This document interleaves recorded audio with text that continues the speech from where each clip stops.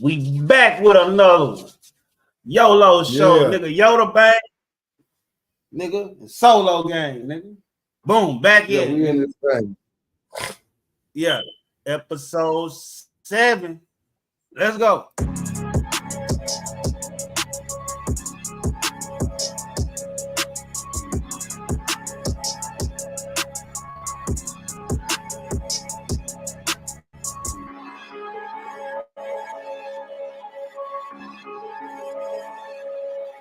BT going crazy.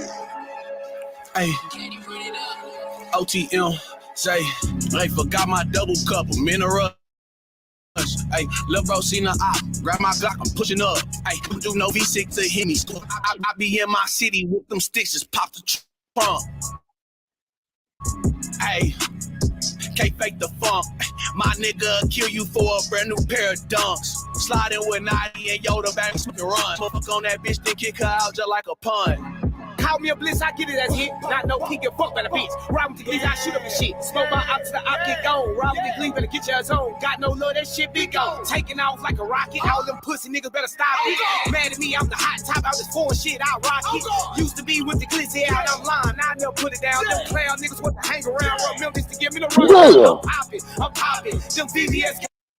Back in here if you think I'm playing, come try me. Ain't going back and forth, them neck, 5 shots to the bed, to your chest. Let up and play my neck, eat all right there, that's on the set. Harvey Street, that's where I'm at. I got 6 in chest. Lil' B, that nigga's a bitch. Did 5 years and sticks on the bitch. Ain't this game till your brother get hit. I'm popping person, my op get hit. Popping person, my op get hit. I'm popping person, my op get hit. Oh God! This ain't how high school, I got this Glock all in my letter. Hey, niggas here do funny business, David Letterman. Hey, Sunday service, bitch, I get paid like the Reverend. Whoa. Can't talk without this.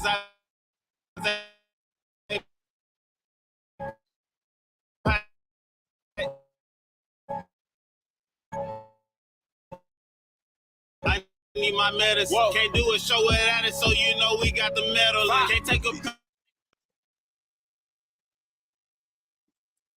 You niggas gotta wait to put the belt on Johnny D's, man. You gotta wait to put the belt on him. This ain't the appropriate time, no place for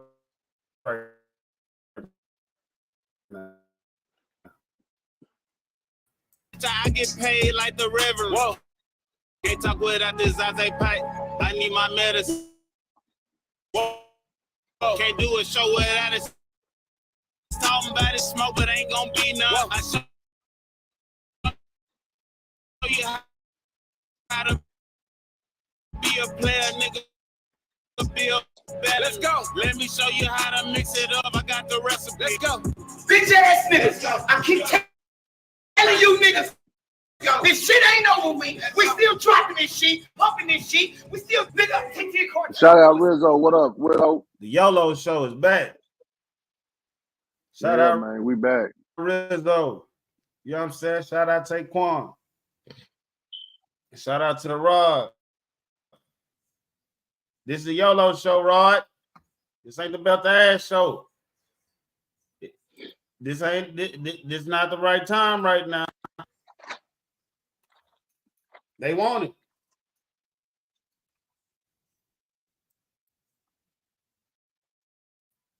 We're gonna do our show. And then when we get you that belt to ass, we're gonna put the belt to him. Just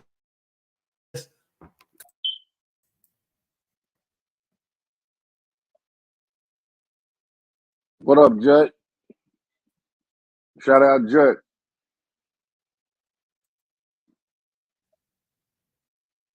Spinning and twirling and shit. What up, Jut? My nigga Jut always supporting the movement. He always showing love. Shout out Jut. Yeah. This video right here. This is why the Roller 60s made history. We back with the YOLO show.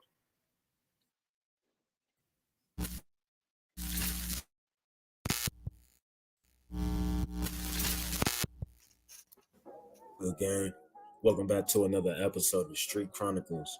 You know we about to get into some deep gritty shit. This is the history of the most notorious gangs that ever hit the streets. The Rolling 60 Crips. These niggas. Fuck Snoopers, fuck Travis, fuck Funky. On 6 fuck Funky, on 6 Climate Club #1 on Hood. Alex Crip, yeah. On Hood. And we on. And they left their mark on the concrete jungle like no other.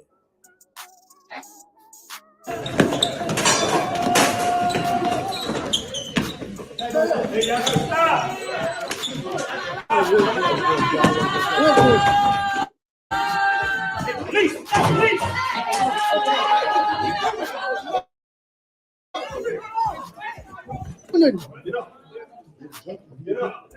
I know. I ain't doing no rest.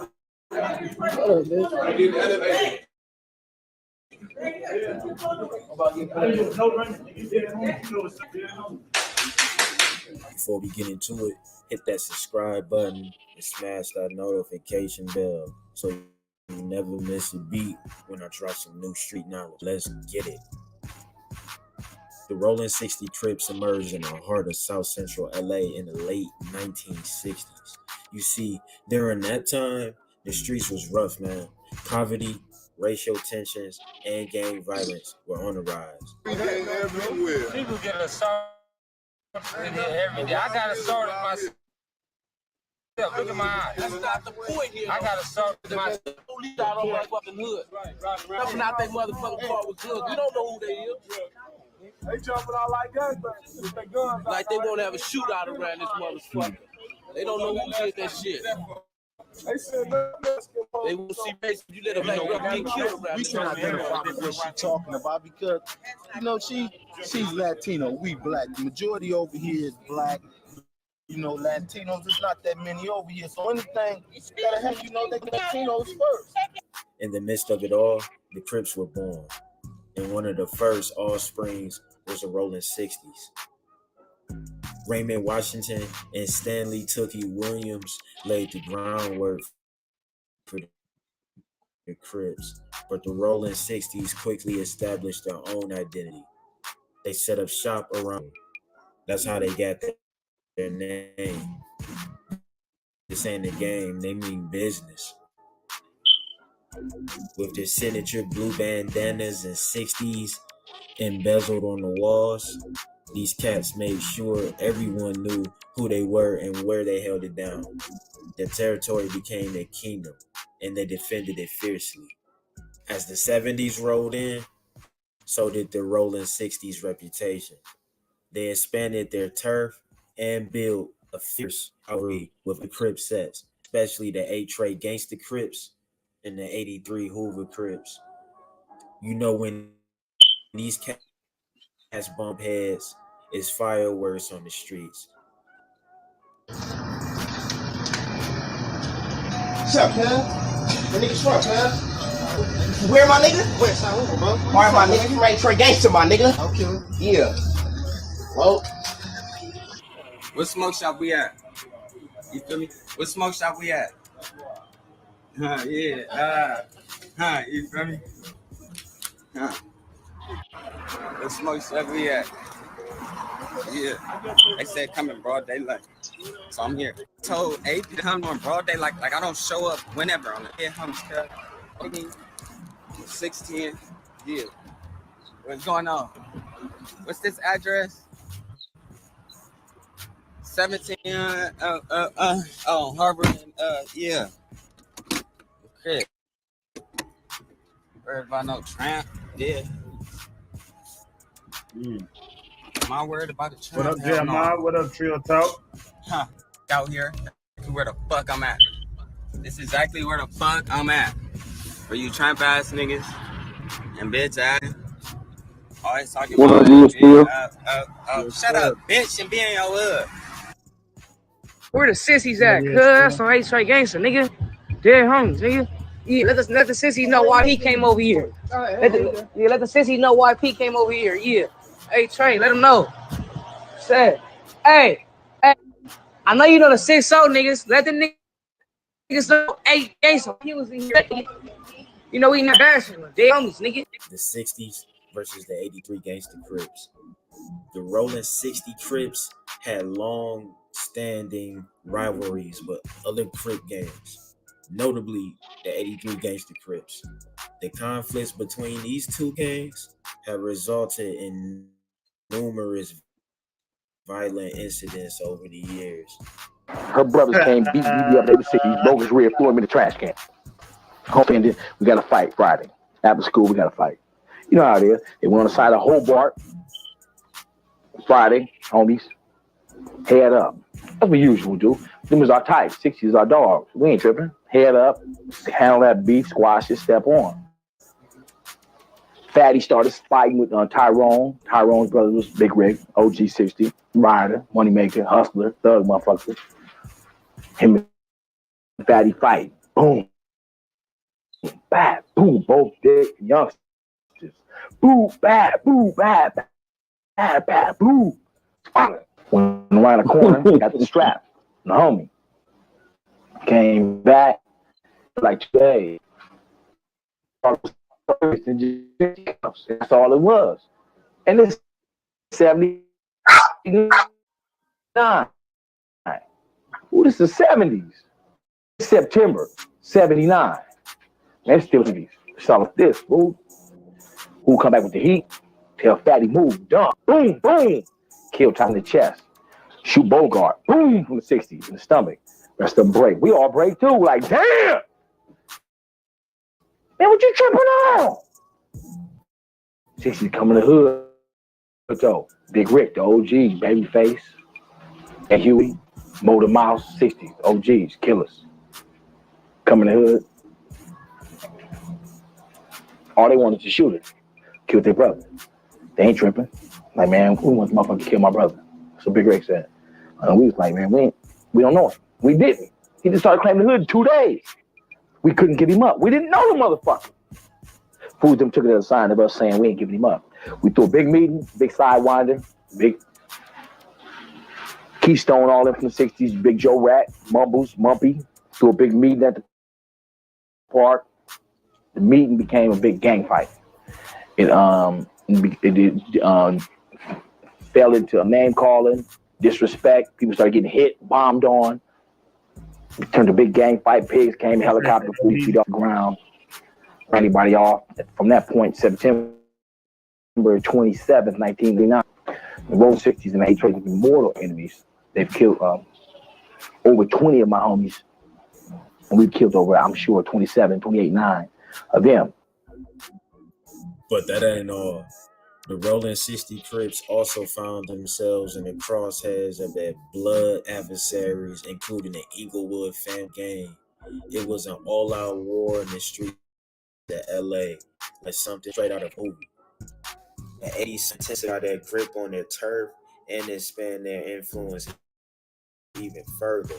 They were becoming a force to reckon with, and their notoriety reached far beyond the city limits.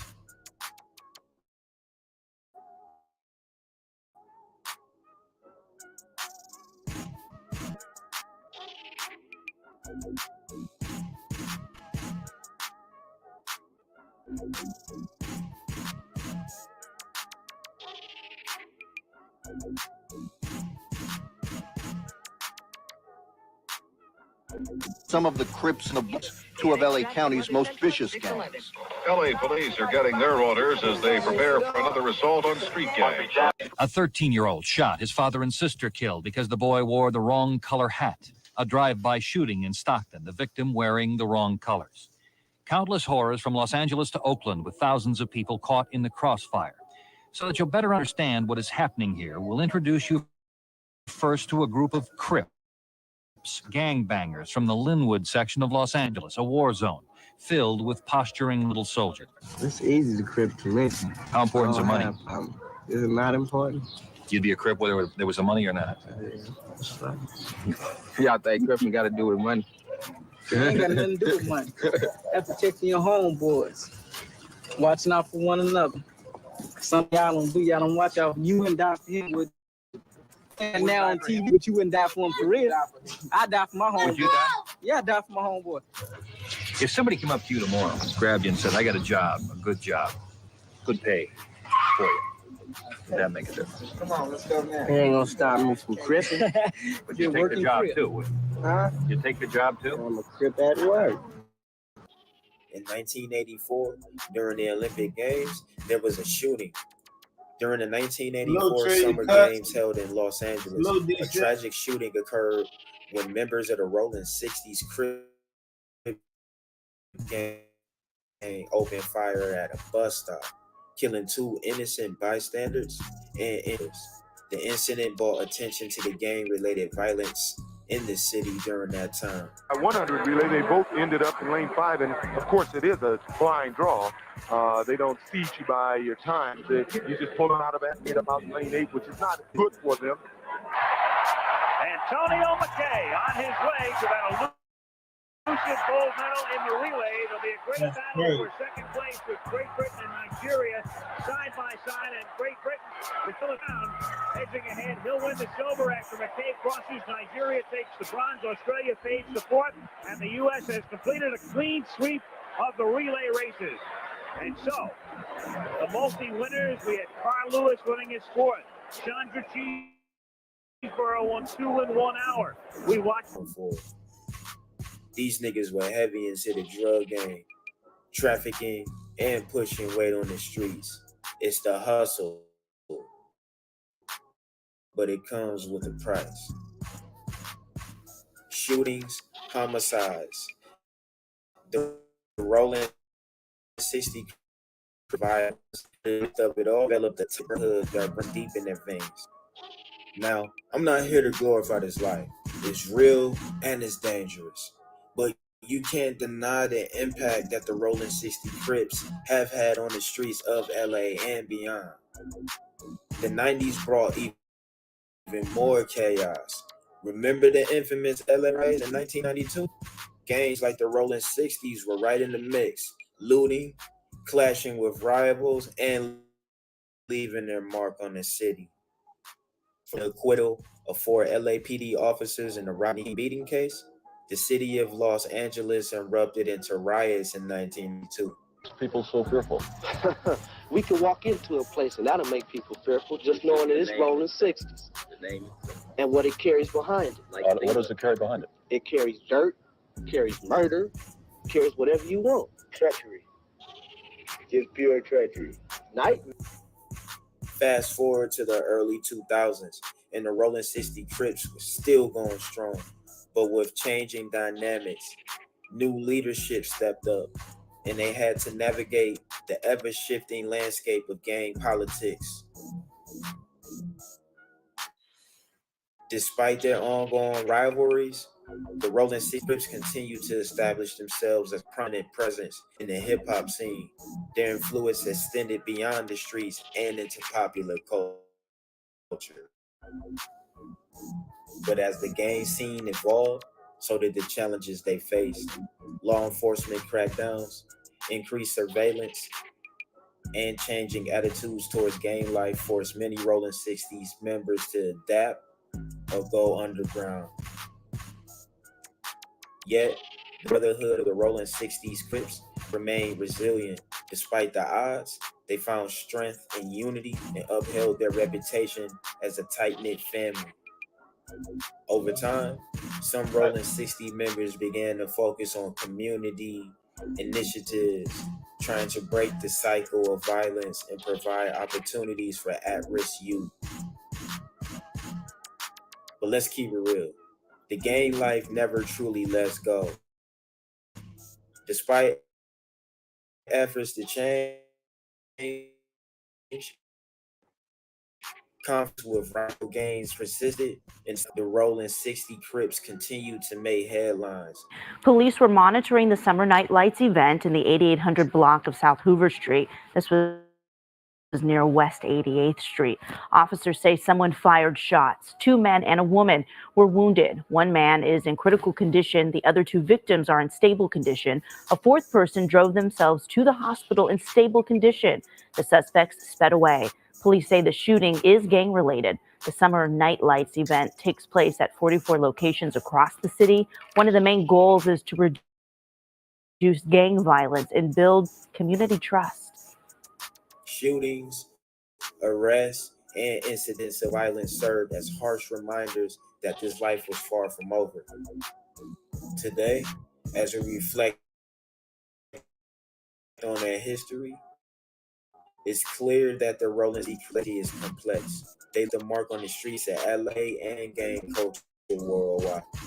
It's important to remember that this life comes at a steep price. Families lose loved ones, communities suffer, and young lives are cut short. So, as we wrap up this episode, let's take a moment to reflect on the consequences of gang life. It's a harsh reality that demands a closer look, and we all need to work together to create a safer and brighter future. So, there you have it, the unfiltered history of the Rolling 60 Crips, from the concrete jungle to the world. Their legacy lives on.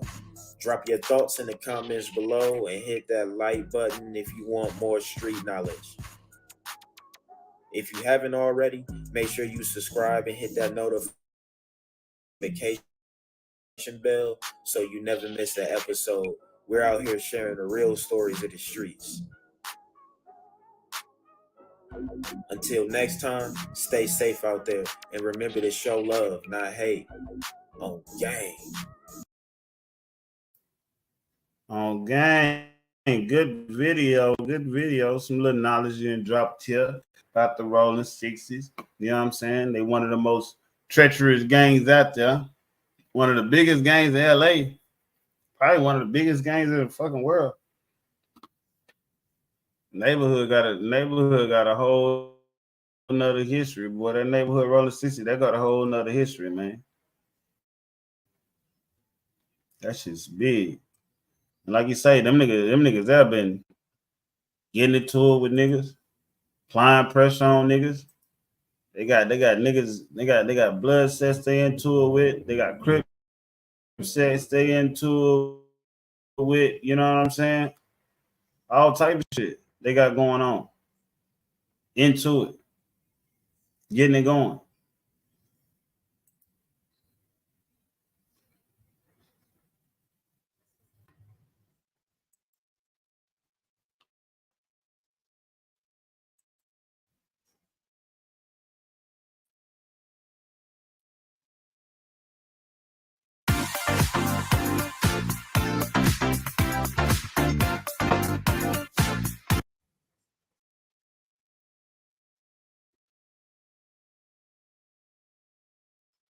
Okay. Lo, you there?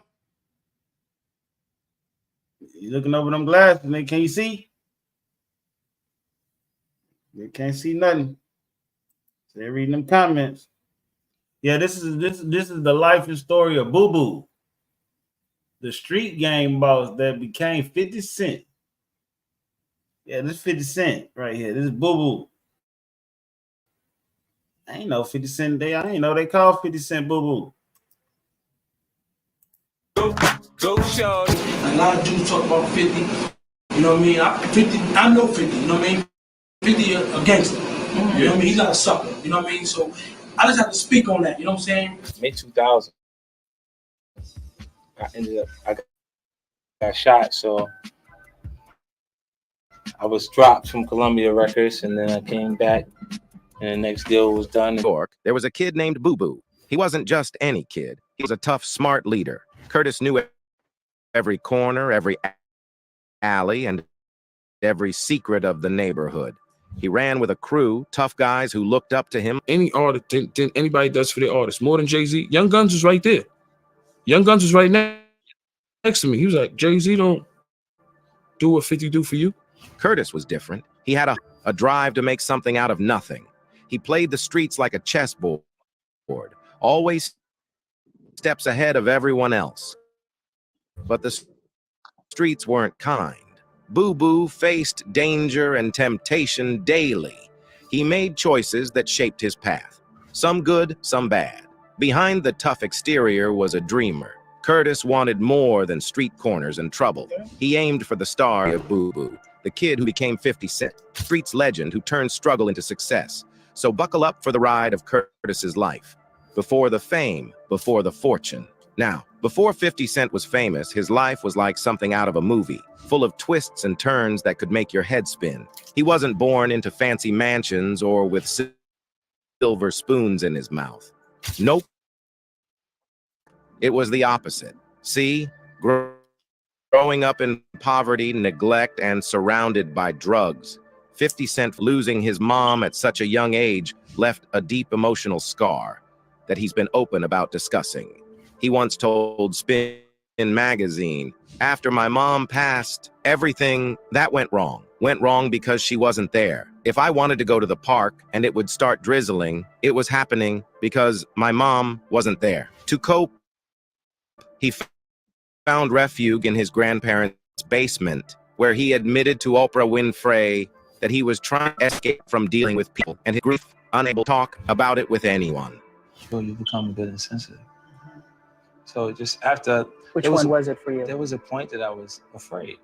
On top of losing his mom, 50 Cent grew up without knowing who his father was. The identity of his biological father remains a mystery, with 50 himself saying he has no interest in ever meeting the man. It's a part of his life story that's shrouded in uncertainty, adding another layer to the already complex narrative of his upbringing. You know, the mistakes that I made early on, Larry, he could have been there to help me not make. So what did Curtis do? Well, he found himself running with a tough crowd. You know, the kind of guys who don't play by the rules.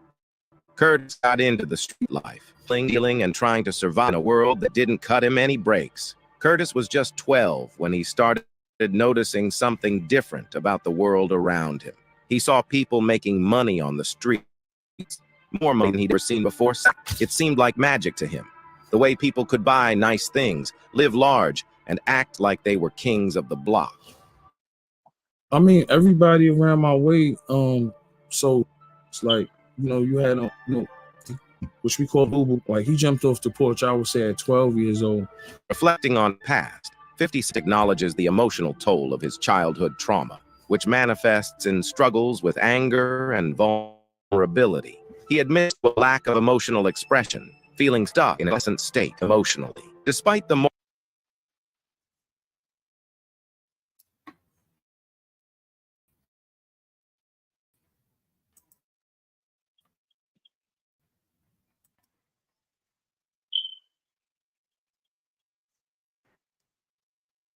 he dismisses feelings of guilt or regret, viewing hustling as the only viable option in a harsh and unforgiving world.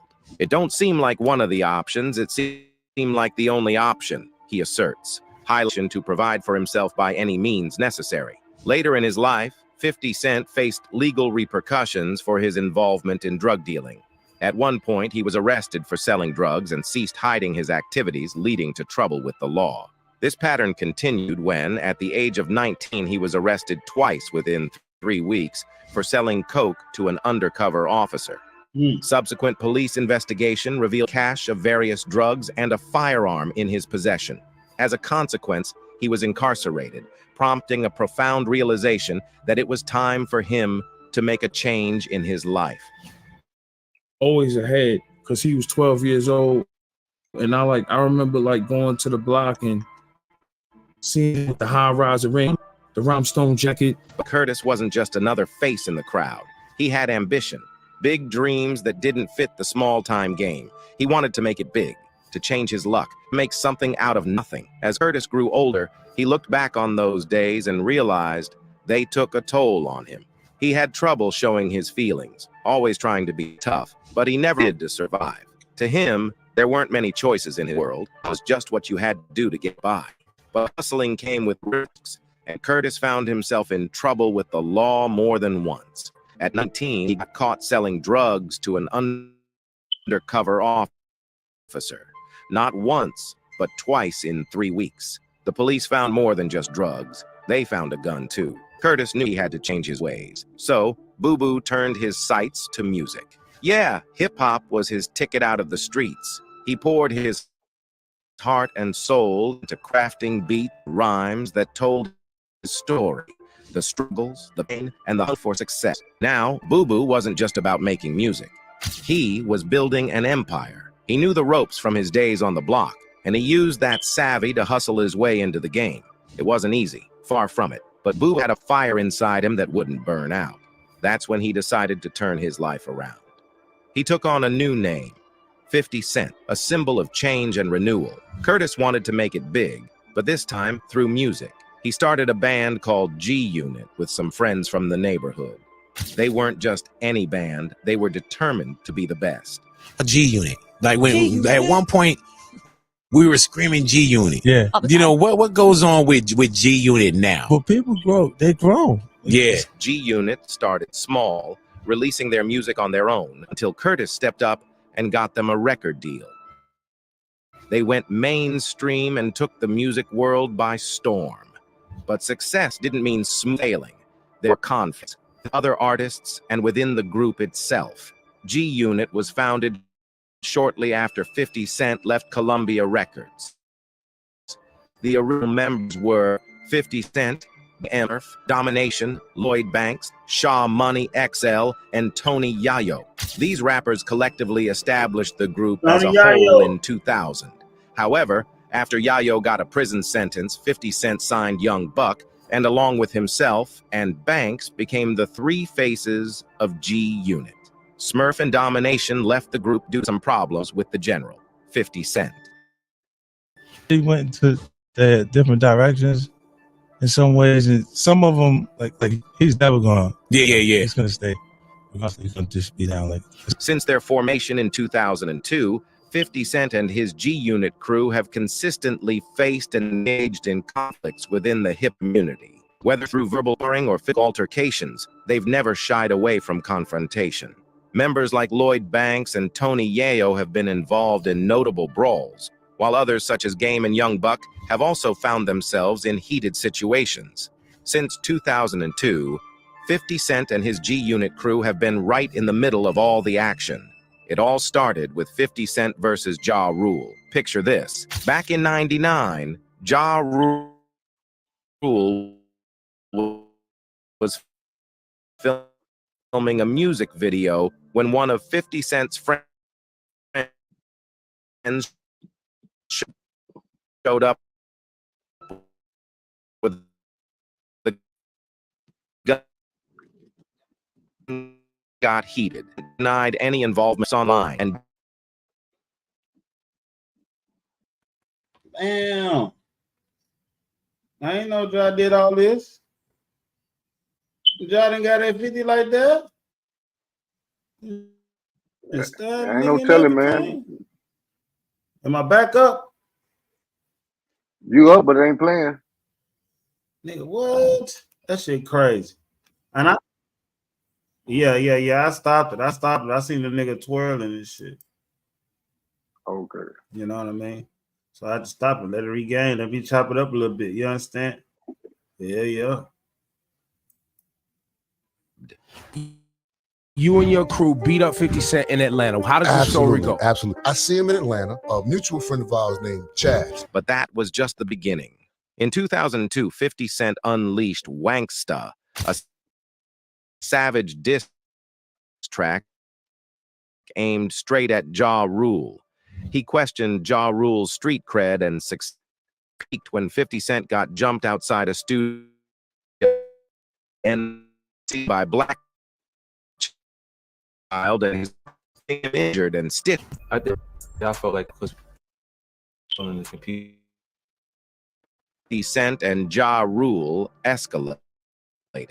Matters took a darker turn when 50 Cent was confronted by black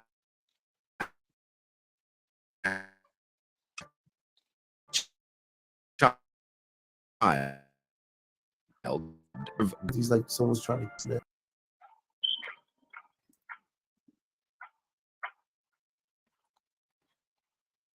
Ja Rule wasn't no punk. No, Ja Rule wasn't no punk. I can see that.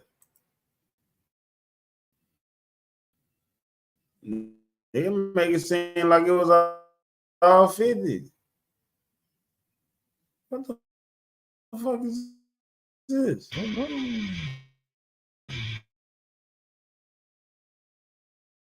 50 Cent received medical treatment for 3 stitches and eventually recovered from his injuries.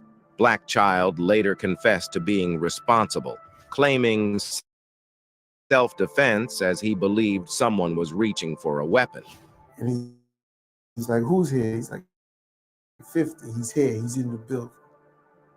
Like, and I want to get him. Let's get him now. Let's go. Fast forward to 2003 when 50 Cent crossed paths with Onyx's Fredro Starr. They were working together on a track. Fredro Starr had a theory regarding conflict. Allegedly, during Onyx's tour, they continued performing React and enlisted Scarred for Life to perform 50 Cent's verse. When the tour reached NYC, Onyx invited 50 Cent to join them at the Apollo to perform his verse. However, Scarred for Life when Fredro felt like 50 Cent's crew cyber awards, where fists flew and they never spoke again. His image just came up. You know, after he was here, he was talking. Tripping, man. Tripping, man. My shit tripping, man. Look at chat, man. My shit tripping, man. Yeah, let me see. Is that in our text messages? That one, boo boo? Let me see. Yeah. Let me see. Shit look like it's spinning, man. Shit steady spinning. Yeah. It is spinning. Because that bitch keeps stopping. Yeah, it's chopping up. It's chopping and scrolling. Yeah, let me see. I'm gonna see if I can find it real quick. There's so much shit on here. Yeah. We 11 minutes and 21 seconds into.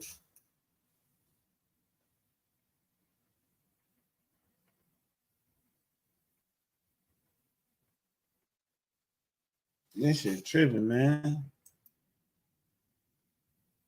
Real stand-up guy, man. You got Ja Rule fucked up.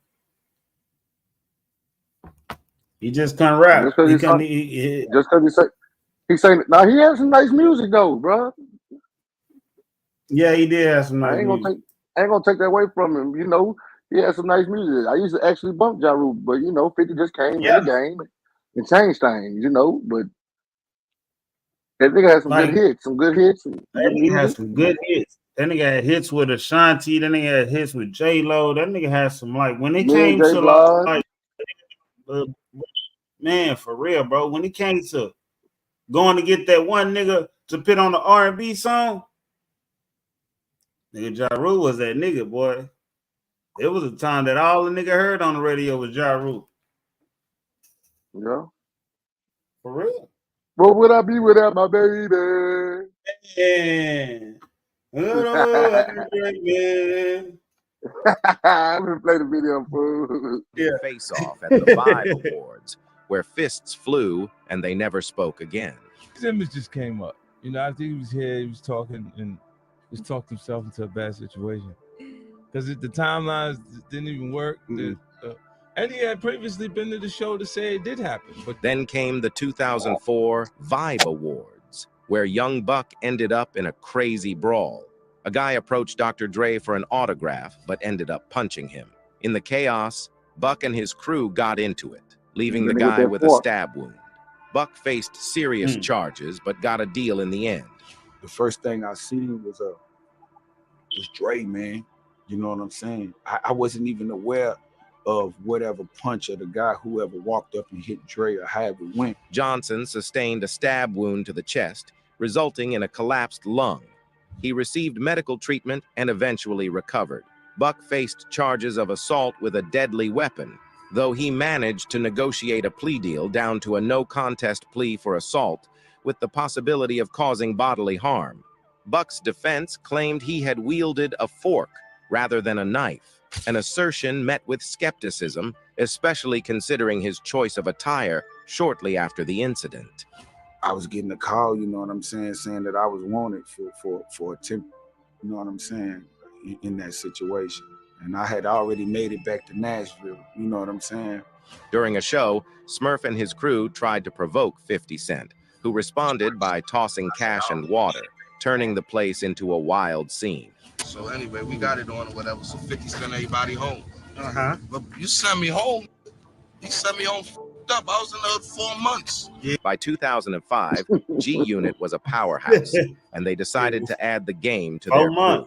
But tensions flared up fast. 50 Cent didn't like Game's strong opinions, and their clashes got physical. In 2005, 50 Cent went on Hot 97 to kick Game out of G Unit, but then there was a shootout outside the station. Witnesses reported that 50 Cent and Lloyd Banks began hurling cash at Bangum Smurf, with 50 Cent further escalating the confrontation by dousing him with water. In response, Bangum Smurf attempted to leap over the barricade while his associates hurled chairs towards 50 Cent and his crew. Former G Unit DJ Who Kid, who was present during the performance, later remarked to MTV that he hadn't anticipated the situation escalating to such levels of intensity. He said, "I didn't even think that it would be that crazy." In March 2005, G Unit, led by 50 Cent, was indeed a dominant force in hip-hop, and Interscope executives Jimmy Iovine and Dr. Dre were keen on expanding the group's roster by adding West Coast rapper The Game. The Game's addition was aimed at bolstering G Unit's strength further. Following the release of his debut album, The Documentary, in 2005, rumors began circulating about tension between The Game and 50 Cent. At that time, 50 was traveling with like ex-Marines and like that. You know, we just had the homies. In a 2005 interview with Vibe magazine, 50 Cent responded to The Game's claim that they occasionally engaged in shoving matches. When asked about such conflicts within G Unit, 50 Cent acknowledged that clashes were primarily between him and The Game. He attributed these conflicts to The Game's strong opinions and relative inexperience in the industry, implying that The Game needed to learn to listen more as he was still relatively new compared to the rest of the group. He said, "Only between me and him, he's real opinionated. He hasn't been around long enough to know that he needs to listen. Everybody else knows that." In February 2005, 50 Cent and G Unit made an appearance at Hot 97, with intentions to part ways with Game from the crew. 50 Cent expressed his sentiments to Funkmaster Flex, citing Game's perceived disloyalty, particularly his reluctance to engage in the ongoing conflicts. However, the interview was abruptly interrupted by a shootout that erupted outside the radio station involving Game and his associates.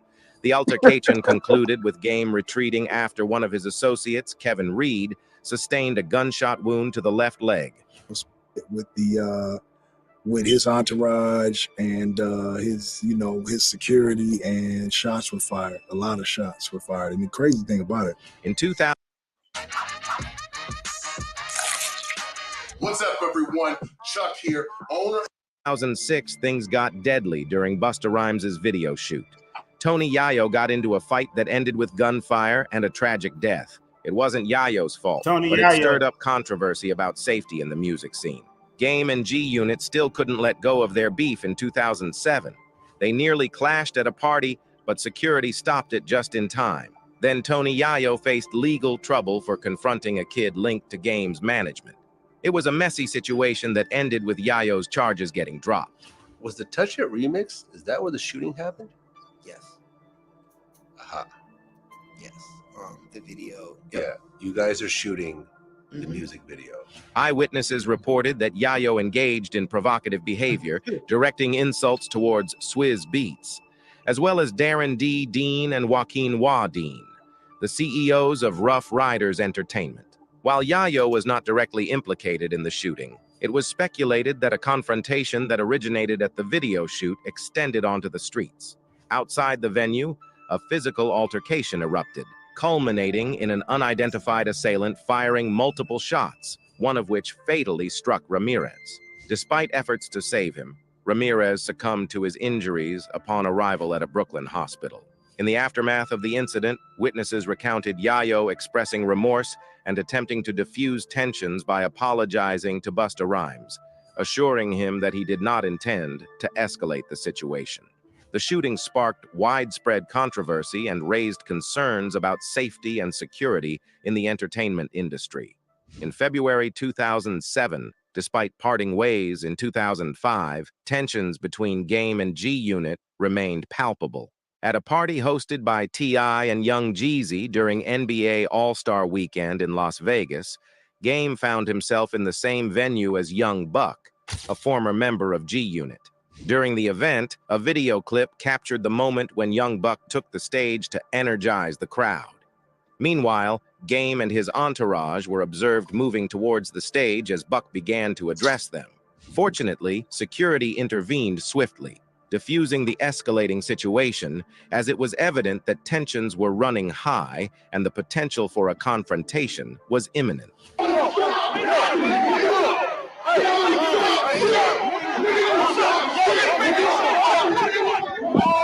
Representing Game, a former member of G-Unit. Meanwhile, G-Unit member Lowell Lodi Mac Fletcher admitted to assaulting henchman's son and received a 9-month prison sentence. Tragically, just 2 weeks after his release from prison, Lodi Mac was fatally shot in the Bronx. Jimmy Henchman was later implicated in his M, adding another layer of tragedy and complexity to the already grim situation. And let's not forget the fight between 50 Cent and Floyd Mayweather Jr. at a basketball event in 2008. They traded blows over a bet, and 50 Cent joked that Mayweather wasn't undefeated anymore. The once close friendship between 50 Cent and Floyd Mayweather Jr. hit a rough patch when they found themselves embroiled in a physical altercation during a celebrity basketball event in Michigan. Mayweather, renowned as one of boxing's top pound-for-pound fighters, reportedly exchanged blows with 50 Cent during the event.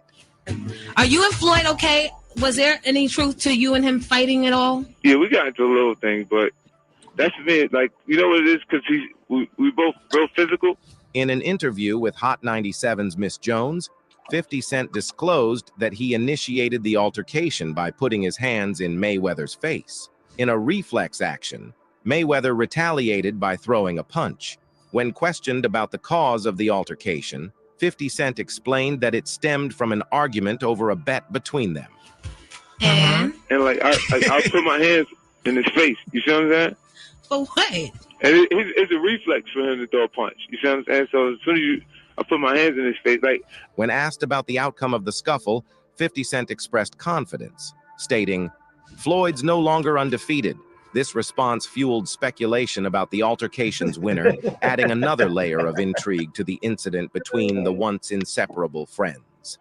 In January 2010, Chris Hines, a seasoned figure in the music industry known for organizing events and gatherings, arranged a show featuring Lloyd Banks at Club NV in Ontario, Canada.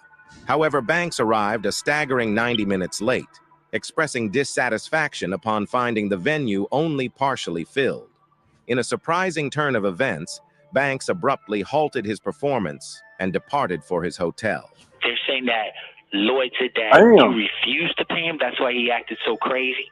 No, he wasn't. He was like, there's a little bit more to the story, and The following morning, Hines reported a disturbing incident involving Banks and his companions, Sean McGee, Terrell Cooper, and Nicholas Sloan. Allegedly, they forcibly entered Hines's room, where they proceeded to physically assault and rob him, leaving him visibly injured.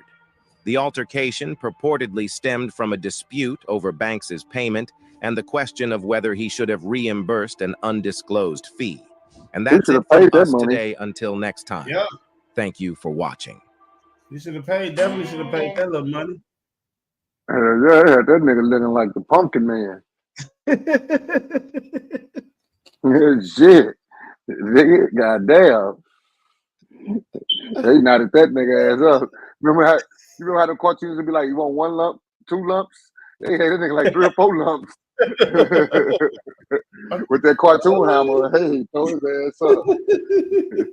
God damn. Should have paid that nigga that money, got him out the way, man. Yeah, you should have paid that nigga that money. Shit, never deal with him again. Sometimes it's cheaper to pay him like you do a bitch, man. Get that bitch that money, let that bitch go on about her business, man. Shit. You ain't got to deal with it at the end of the day. You don't have to deal with that nigga no more on no business, shit. At all. At all, nigga. That shit crazy, man. I don't know why niggas be playing with 50. 50 be getting on niggas' asses. Yeah, he do. Yeah, 50 get on niggas' asses. Damn, though. That was too much ass, dude. Yep. He was on everybody's motherfucking neck, nigga. Shit. Everybody get it. Yeah, he was on everybody's neck. Nigga, everybody can motherfucking get it. Nigga, he ain't playing with no motherfucking body, nigga, at all. Which one you want me to go to next, man? Shit, go to that New Orleans one. New Orleans one. The one to say the nigga broke out the Fed. Escape the feds to kill his ops. Yep. Yep.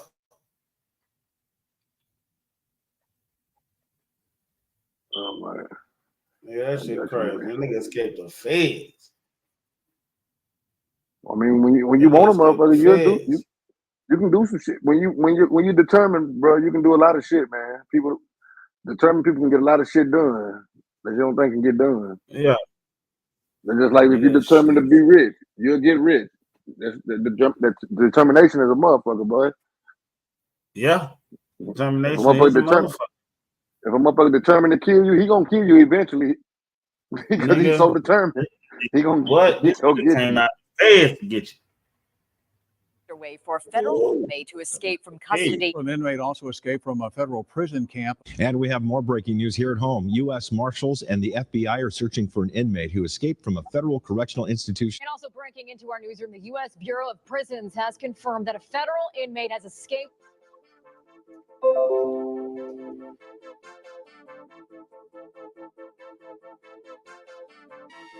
Yeah, it depends on what type of facility too. I don't think he was at no camp. In the year 2000, the Federal Bureau of Prisons will conduct an internal investigation into 3 alleged escapes by an inmate suspected in 2 murders, including at least one during his last escape. Keenan Bradford pleaded guilty to a March 3rd escape from the federal prison camp at Eglin Air Force Base, about 40 miles east of Pensacola. Keenan was wanted in the killings of his ex-girlfriend, Kayla Crandall, on March the 7th. 4 days later in New Orleans, U.S. District Court records would also state that Keenan was a suspect in the murder of Norris Crawford, but provided no details of that case, including when or where the killing happened. Keenan was sentenced on August the 28th to 2 years, along with the 10 years he was already serving at the minimum security cap for possession of a firearm by a convicted felon. Keenan was in the East Cambria County Jail as he awaited trial on December the 4th in Pensacola on charges he had escaped from Eglin twice before. A warrant for Keenan's arrest had been issued in Kayla's killing, but investigators will refuse to release the details. Supercharge your business with the all-new Shopify Point of Sale, the all-in-one POS solution built on the world's most powerful commerce platform. Whether you have one location or 1,000, Shopify Point of Sale can help you elevate. These are the detailed events that would take place before, during, and after the escape of Keenan Bradford, aka Greedy Man. Keenan Bradford, born in 1974, was raised in New Orleans, Louisiana. Like most embattled youth coming up in the poverty-stricken environments of New Orleans, Keenan would take to a life of crime at an early age. 17th Ward, one of the most dangerous wards in New Orleans, stretches from the Mississippi River to Lake Pontchartrain. It is the furthest upriver ward of the city. The upper western boundary is Jefferson Parish. The lower boundary extends from the riverfront along Carrollton Avenue, across which is the 16th Ward, to the intersection of I-10. This was formerly the route of the New Basin Canal, the original ward's boundary. Just across I-10 is the 3rd Ward. Continuing back along the former canal route, the boundary north of I-10 becomes Pontchartrain Boulevard, across which is the 4th Ward, and north to the lakefront. It was in the notorious 17th Ward where Greedy Man would earn a reputation in the streets. Like most dudes out the 17th in his adolescent years, Greedy attended L.C. Fortier, aka The Folk. On November the 21st of 1997, Keenan Bradford, aka Greedy Man, Bernard Bradford, aka Bucky, and Shanika Baxter were each charged with 1 count of possession with the intent to distribute coke and 1 count for the possession of heroin. Greedy was also charged with being a convicted felon in possession of a firearm. To make matters worse, they had all been set up by corrupt cops using an informant to make the arrest. Deep in the aromatic pine woods of the Florida Panhandle is a small place where some of the best known and wealthiest of men went to serve time. That facility was Eglin Federal Prison Camp, aka Club Fed. Call it Club Fed, a place convicts want to go. There's a music room, pool tables, even a fitness center. Some call one of the country's cushiest prisons. Club Fed. With landscaping and groomed lawns, this place could pass for a fancy apartment complex. But it's a federal prison camp. How are you? Nice to see you. This was the first time in 15 years that a national news crew has been allowed to shoot inside a federal prison and interview an inmate. There's a perception on the outside that a camp is the equivalent of Club Fed. Come on, man. Come on, man. True? False? False. I'm not going to. We can't hear nothing you saying.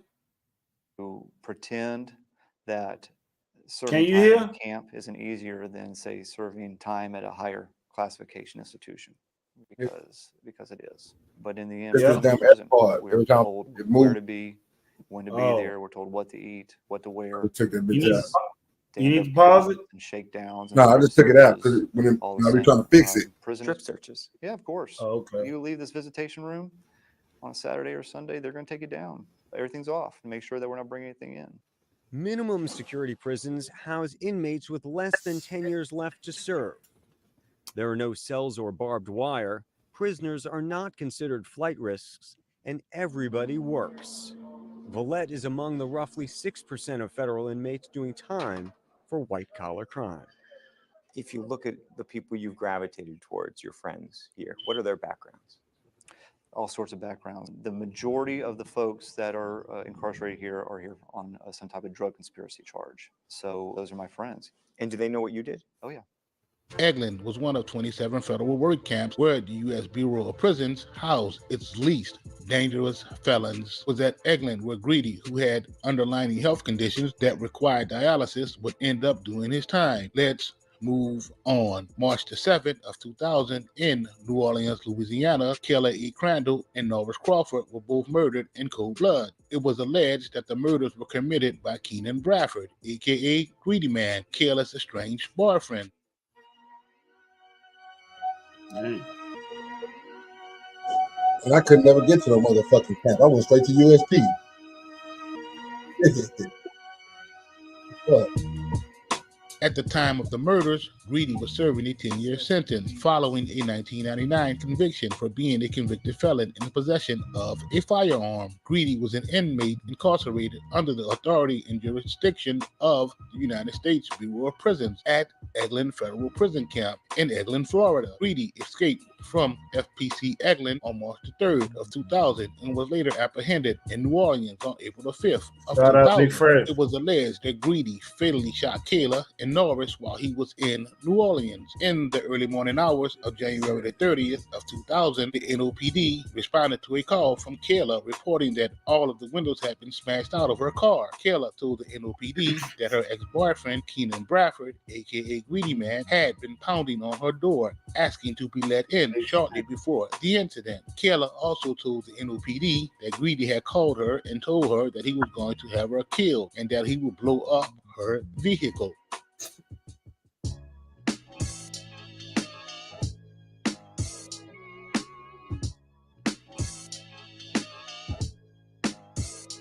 At 10:30 a.m. that same morning, the NOPD responded to another call from Kayla, reporting that her car had been set on fire. In the late afternoon of January the 30th of 2000, Kayla placed a call to FPC Eglin to report that Greedy had been in New Orleans threatening her and had set fire to her car. That car.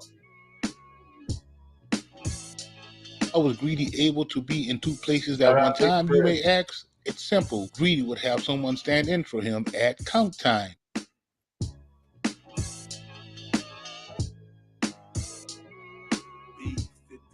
Let's move on. On March 3rd of 2000, Greedy became a fugitive from justice when he escaped from the federal prison camp in Pensacola, Florida, and traveled to New Orleans to meet his former girlfriend, Karen Barnes. Karen rented a car in her name on March the 20th of 2000, and on April the 4th of 2000, Karen also paid for a hotel room in her name while Greedy waited outside in the rental.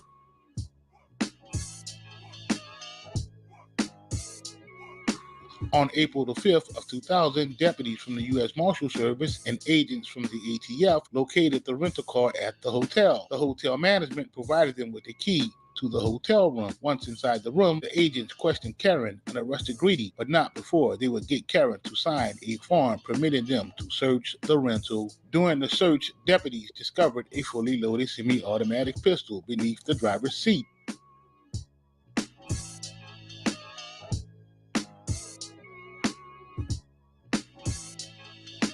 Karen claimed to know nothing about the gun and told the deputies that she had rented the car for Greedy, who was the only person besides herself with access to the vehicle. Karen gave a similar description of the events in her June 8, 2000 grand jury testimony, though she admitted that she did notice the gun in the car prior to Greedy's arrest. More than a year following her grand jury testimony, Karen recanted her testimony and statement at the crime scene. Karen claimed that the rental car had also been accessed by Kelvin Fox, a man who had died sometime between Karen's recant of her testimony. Karen would further claim that federal agents had threatened her prior to grand jury testimony, which is why she accused Greedy as being responsible for the gun in the car. After a 2-day trial, the courts will find Greedy guilty of being a convicted felon in possession of a firearm. Greedy pleaded guilty to the March 3rd escape from the federal prison camp at Eglin Air Force Base, about 40 miles east of Pensacola. Greedy was also wanted in the killing of Kayla Crandall 4 days later in New Orleans. U.S. District Court records also stated that Greedy was a suspect in the murder of Norris Crawford, but provided no details of that case, including when or where the killing happened. Greedy was sentenced on August the 28th to 2.5 years, along with the 10 years he was already serving at the minimum security camp for possession of a firearm by a convicted felon. On Friday, July the 23rd of 2021, Greedy passed from health complications.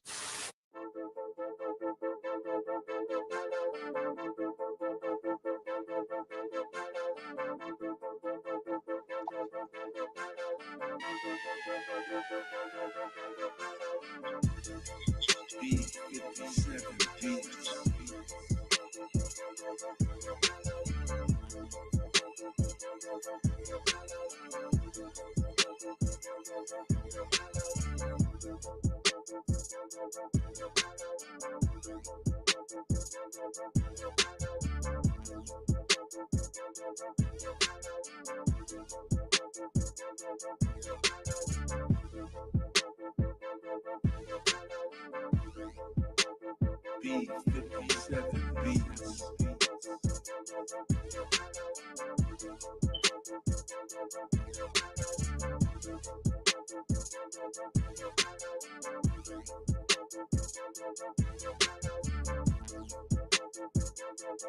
That's it, YOLO.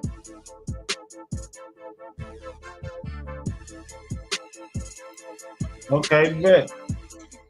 Another inmate has reportedly walked away from the satellite prison camp. KSBY reporter Fabiola Ramirez looked into how many have escaped in the last couple of years. In the last 3 years, up to 11 inmates have escaped, something that has nearby residents concerned about. 5 inmates walked out in 2016, 4 escaped in 2017, and 2 inmates have been reported to date in 2018. And it seems like it's getting worse year over year. So there's concern for safety and things like that. The future. They steady walking out that bit. They don't give a damn. Yeah, that escape just walking off. That motherfucker started at 10. Start at 10. What, he already had 10? I don't know what he had, but that's an extra 10. Plus the murder. Plus the murder. Ooh, that nigga might not see. That nigga might not see daylight. I wonder who taught the matter that shit. I wonder who taught him to do that shit. Like, that nigga, girl. You gonna leave? That girl. Yeah, he ready to kill that bitch. He like, fuck that. I'm gonna get that bitch. Ain't send me no money.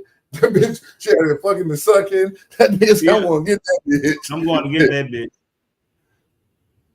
What? For real? Paul Wheatley was way out here and Victorville and got released from Phoenix, USP. I was locked up with Paul. Yeah, I would tell the ship that should have different type of time from state, man. Mm-hmm. I'm like, why the fuck I didn't go to no motherfucking camp, nigga? Yeah. Yeah. I had the same charge that nigga had. Shit, what the fuck? Yeah. I guess. Yeah, for real. You don't get that love like that. Yeah, for real. I got sent home that one, like, from for 969 TDC side. But that shit was so bullshit, bro. I didn't even want to. Man, my nigga, that shit no movement. You laid up in that bitch, bro. I ain't, man, fuck that. It's different though, fam. Like when I was pulling up to that bitch, so we were pulling up with our handcuffed and shit.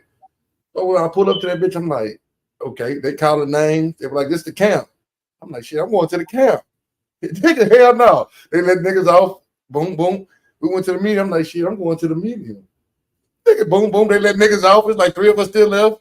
I said, what the fuck we going? They said, oh, y'all going to the prison.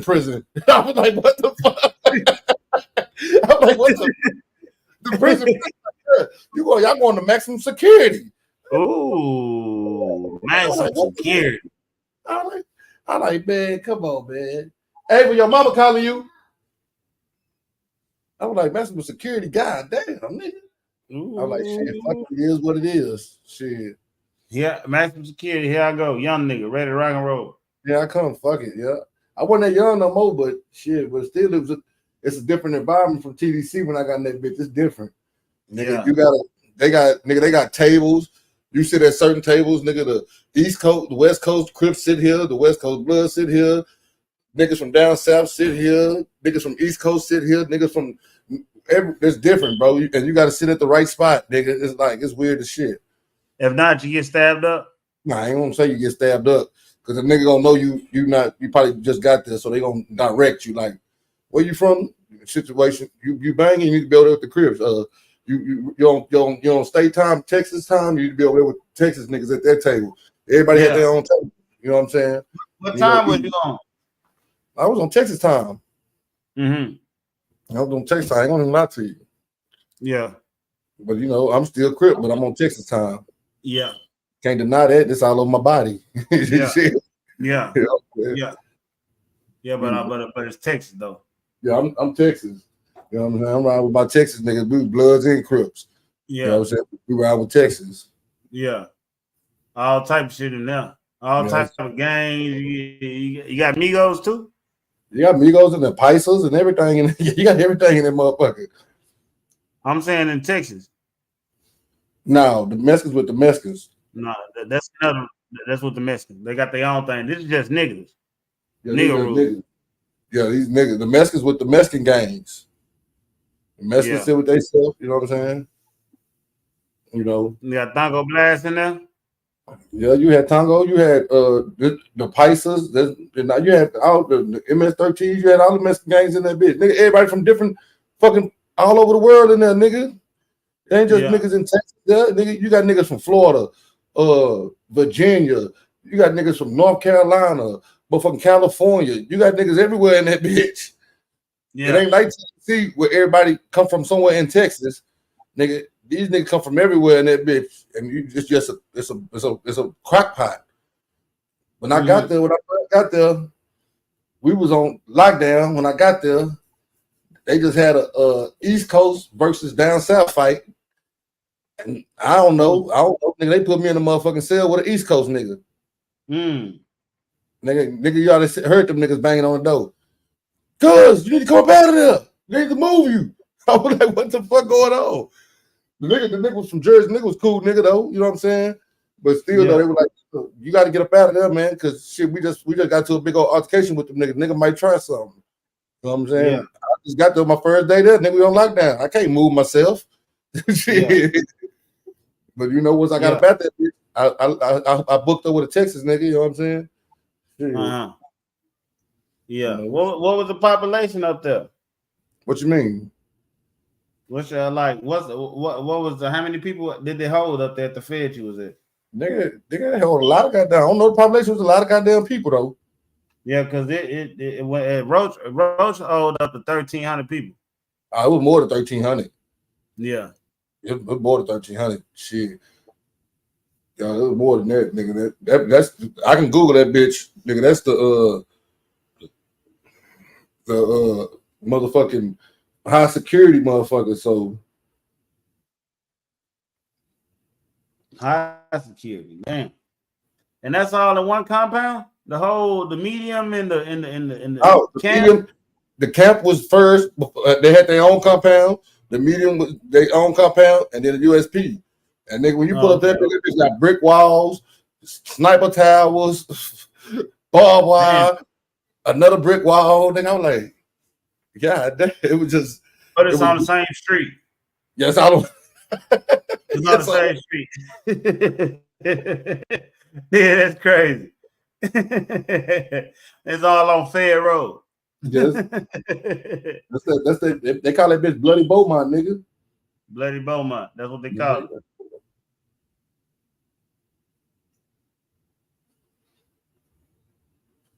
Let me see. I'm trying to. Yeah, across the street from Roach. He said, "Oh, you was at the boot camp." Oh, okay, yeah, you was at the boot camp. Yeah, I was at the unit. They got a boot camp across the street from Roach unit.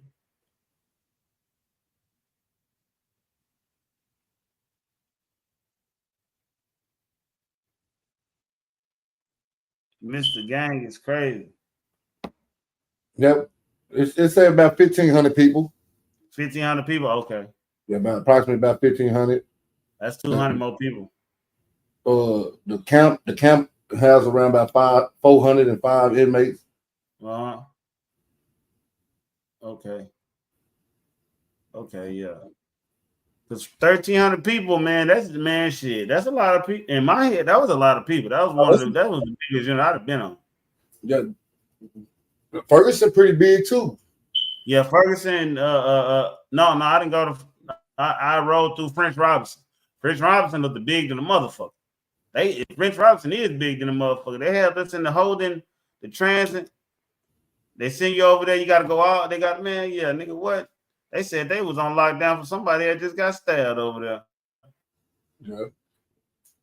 Nigga, when I first got to Ferguson, that bitch was wide up for a murder. I was like, God damn. Ferguson was Ferguson was that motherfucker they talked about too. That Friday night fights and all that shit. That was Ferguson, nigga. I seen that shit firsthand. Yeah. You be watching TV and then come tap you. Let's go. Come on back here. Let's go. Zim. Yeah, I was over there with Zim at at Beto. I was over there with Zim at Beto. At Beto. I think Zim at Beto right now. Yeah, he was at Beto when I was there. Zim Beto 1. I think it was Beto 1. I was at Beto 1. Yeah. Yeah, man. I wonder what happened to his brother, 12 gauge. I don't know. You know, when niggas get in that system, man, niggas get lost. They get lost in that system. I had a homeboy named Dustin McVeigh, man. That nigga went down there and I don't know, he died. He ain't make it back. I was like, damn. I met some good niggas down there, man. They say he was down there with Migo and them. You know, he down there with Migo and them. He in the valley. So I was like, yeah, nigga, shit, nigga, you got it hard down there. Them Migos don't play though. I don't want to go. When I was before I went to the feds, I was in. They had me at San Marcos holding for the feds. Nigga, I was the only nigga in the tank with a bunch of Migos. Ask your kinfolk Jeremy. Yeah, he gonna tell you. He'll tell you. I was down there applying that pressure on them by myself. Yeah. They were trying to get me to move down there Yeah. with them. I said, "No, I ain't moving. I got these niggas down here. Don't worry about it." Shit. Yeah. I had my one nigga partner with me. He'd say, "Solo, I'm riding with you." I say, "Shit, that's all I need to hear." Shit, we gonna add this bitch out. Shit. Yeah, that's what you see. You see Creighton administration say they killed him. Oh, they killed him? Okay. Yeah, Them I messages- don't know. He got stuff or something down there, Migo them, and they killed him. Yeah, if they got you that number, they'll try you too. Yeah, they gonna try you, fam. You down there, my nigga. And thing is, nigga, you down in the valley, South Texas, nigga. Them Mexicans down there ain't the same Mexicans you up here, but Houston and Austin and San Antonio. These ain't the same Mexicans. Them totally different, man. You talking about hood Mexicans? Them the hood. We the hood Mexicans up here in the city boys and all that. You get Nigga, down there to Vayuco. But nigga, them Mexicans where I was at, nigga wasn't Houston. Them niggas that speak no English. Them niggas from Mucha Cana and from Mexico. Yeah, all the Mexicans I was in there with, they was from like Mexico, niggas. Like, yeah, they was getting deported and all that shit. Going to the feds, they get deported type shit. Yeah, yeah. None of them hoes spoke English. Barely spoke English. I think Beeville. I forgot how it went down. He said, I forgot how it went down. My nigga kiddos in Beeville. My dad was in Three Rivers. Three Rivers. I think Three Rivers got a camp too. They say a lot of niggas was at Three Rivers. Sky Warrior and them. Yeah, niggas my dad was at Three Rivers. That's in Texas? Yeah, I think it's by San Antonio. I think if I'm right, I'm not sure though. Okay. It's either by San Antonio or Bastrop Boy. One of them motherfuckers. I don't know. Okay. I ain't get that lucky. Yeah, you ain't get that lucky. No, I'll never get that lucky. When you go to Beaumont, you go to Beaumont. Like when I went to Hamilton, nigga, they was in TYC. That bitch was a motherfucker. There was some big ass young niggas in that bitch. I was only 14. Nigga, good thing I was tall and lanky, you know what I mean? Yeah. So a nigga got to think twice about it. Do I want to try him? You know what I'm saying? If he got a little something, he might get me. Type shit. For real. Yeah, for real. So shit. And what you call it, nigga? I was down there with Moon. Moon was in TYC with me. Yeah. Moon was that nigga. Moon was there 2 years before I got there. That nigga D-Chef talking about he used to go fishing in Three Rivers. That nigga that crazy. Yeah. I think Three Rivers is in Gonzales, Texas. That's in Gonzales. Okay. I don't know where it is. I just know that it was closer than Beaumont, nigga. Shit, for a visit. Shit. Yeah. That shit was crazy as fuck though, man. I'm glad that shit was with. Yeah. Ain't good sense. Got my mind right, got my game right. Changed man. Look at the range, man. Got a whole different game plan, man. Say what for real? County is in Live Oak County. Where is it at? What, Three Rivers?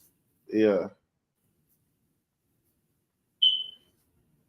Yeah, okay. I Ross says in Three Rivers, Texas. I don't know exactly where. I never went to that motherfucker.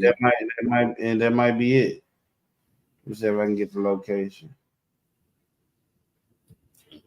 You don't tell me to. That's just outside of San Antonio. Yeah, Three Rivers, Texas. Is it close to Gonzales? It's past San Antonio. I told you so. I knew it was somewhere either by San Antonio or going Bastrop way. It's crazy because Beeville is actually right down the street from Three Rivers. Yeah. Yeah, Beeville is like motherfucking like nigga right down the street. It's like nigga 2 towns away. Yeah. You take 281 and then you take 59 and then boom, you at Beeville. Yep. That's another federal penitentiary. They got them bitches. We got Texas got so many goddamn prisons, bro. It's ridiculous. That's how they make all their money. And it's crazy, like it's like them bitches away from the state. Like it's the state, and then nigga federal somewhere else. Nigga, state got a bunch of them bitches somewhere, and then you got feds got them bitches somewhere hidden, and all this shit is hidden. That Some of shit them be bitches, crazy. some of them bitches be right in town. Like when I got out TDC and I walked out of what's that motherfucker you walk out? They call it the Golden Gates. Oh yeah, motherfucking the walls. Yeah, nigga walk out right into a little country town. Yeah, right in Huntsville. Nigga walk damn near downtown Huntsville. Nigga.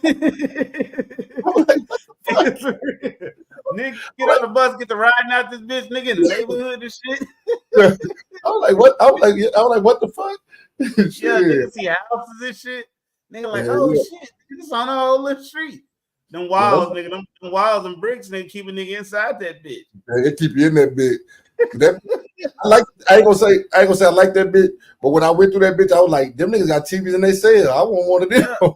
Yeah. Only thing I didn't like about the Wilds, bro, like, was like they sell, bro. Like that bitch was just too small. In the other units, bro, them bitches big. My nigga at the road unit, my cell was big, bro. Nigga, you go to the walls, nigga, you can put your arms on the wall like this, nigga. You can touch the wall to wall, nigga. Hell no, I don't like that, nigga. Bump, you know the nigga up there on top of you, nigga, and then you got no diddy, then you got the shitter right there. The shitter right by your head. Yeah. You know what I'm saying? And you can't sleep with your head toward the bars. That's no. No, you can't sleep toward your head toward the bars. Nah, nigga kill you. It's a no. Nigga kill you. Better keep your feet down and let a nigga poke your feet. nigga, for real. Let a nigga poke your feet down there, my nigga. See with your head down if you both, boy, you got to be missing in the morning. Yeah, for real. You out of there. You don't want your head by them bars when it's rolling, nigga. Nah. Ain't no safety on that bitch, nigga. Your ass is done. And that's what they say. The chainsaw nigga was at over there, yeah. At the wall, at the walls, yeah. In the white building. Yeah, I was trying to find that nigga. I couldn't find him. You know, the white building supposed to be like the hospital or whatever the fuck it is. I want to see that nigga. I want to see Leatherface. I want to know what they got old Sparky at. Who the fuck is Sparky? The fucking the electric chair, nigga. Oh no, I want to know what that motherfucker is. Yeah, I want to know because it's down there. Yeah, it's somewhere in that bitch. It's probably in the ground. It's probably under the ground or some shit. They probably got a ton. They could get to do too much because nigga one house there, so they go through that bitch transit. But the food was good though, nigga. We riding, nigga. We walking through this bitch, man. I swear it was live, it was like a little adventure walking out that bitch. It wasn't like no straight to it. They got to walk downstairs and all this shit to come out, pass through. It was nice. It was nice. How Raw? You say you was at Ferguson. How that shit smell when you time to eat? That motherfucker stink, don't it? What? You can smell a whole farm inside the chow hall, nigga. What, for real? Nigga. God damn. I don't know what the fuck, bro. You smell a whole farm in that bitch, especially in the summertime. That bitch be stinking, bro. God damn. Ooh, shit. Nigga, that's crazy. Nigga, I don't want to be in that no shit like that where you can smell goddamn the farm out there. Slaughterhouse. You can smell the farm out in that bitch. Man. Nigga. Yeah, man. What do you think, man? I think we're gonna go ahead and end the show. Yo, we can go to belt the ass, man. I'm gonna put the bet on these niggas, man. We can skip the reading tonight, Just tonight, though. Let me see how many pages it is. Yeah. Now, they have 3 pages, but we can still skip it though. No, go ahead and read it. You sure? You want to go ahead and get it? Yeah, hell yeah. We still got 5 minutes. All right. Chapter 6. Chapter 6. Why do niggas be killing niggas? Is the question really that difficult to answer? I don't think so. Think about it. Think about the last time that you killed somebody. Why did you kill that person?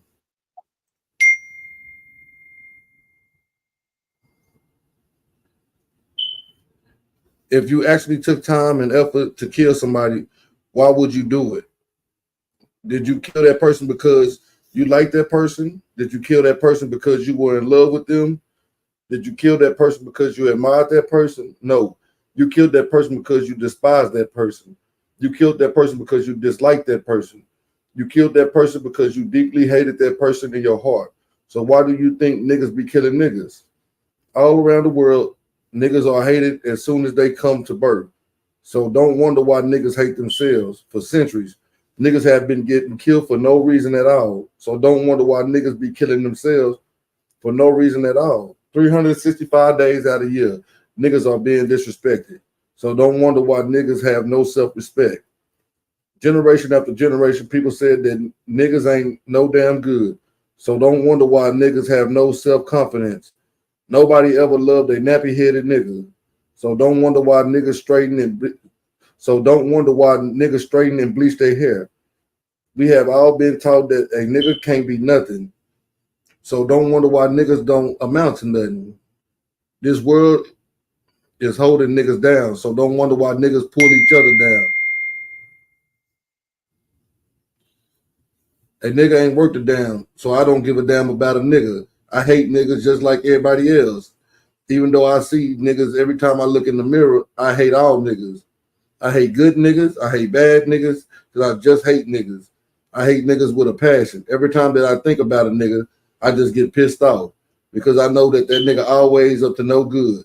There ain't no nigga that ain't no criminal. Every time I hear the word criminal, I see a nigga in my mind. Every time I hear the word term crack addict, I see a nigga in my mind. Every time I hear the word drug dealer, I see a nigga in my mind. Every time I hear the word prison, I see a whole bunch of no good nappy head black niggas in my mind. I hate what a nigga is. I hate what a nigga looks like. I hate what a nigga acts like. I just hate black niggas. I hate black niggas. I hate black niggas. What the fuck? I hate all black niggas, and I can't wait to squeeze the trigger. I can't wait to squeeze the trigger on a no good black nigga. I gotta be a killer. I wanna kill a nigga. I'm just a nigga killer, a black nigga killer. See a nigga killer, a nigga. All I see is black nigga. So I'm steady on the trigger. So white man, you better dig a big ditch because I'm gonna kill a nigga and I might kill his bitch. I hate all niggas, whether they walk like a pimp or if their wrist be limp. I'm steady pulling the trigger on another black nigga. Ain't no guilt in my head because it's just another black nigga dead. A nigga be me, a nigga be me. I hate black niggas. I hate niggas, and I be a nigga killer. So I put the gun to my own head and I'll squeeze. Squeeze the trigger. Pow. I just killed another black nigga. Think about it, nigga. That was the end of the chapter. That was it, bro. Damn. Get me off the. That's it. That's it. The next chapter is called It Ain't the White Man's Fault is the next chapter that we will be reading. We will be reading that chapter tomorrow. Y'all see what type of time we on. And on that note right there, what he was on, nigga. Yeah. On the book, in the book. Yeah, that's type of shit we finna get on, nigga, on belt ass, nigga. Yeah. Yeah, that is from niggas to gods. From niggas to gods. All right, man. We're gonna see y'all in the next studio, in the next live. All right, now. Tap back.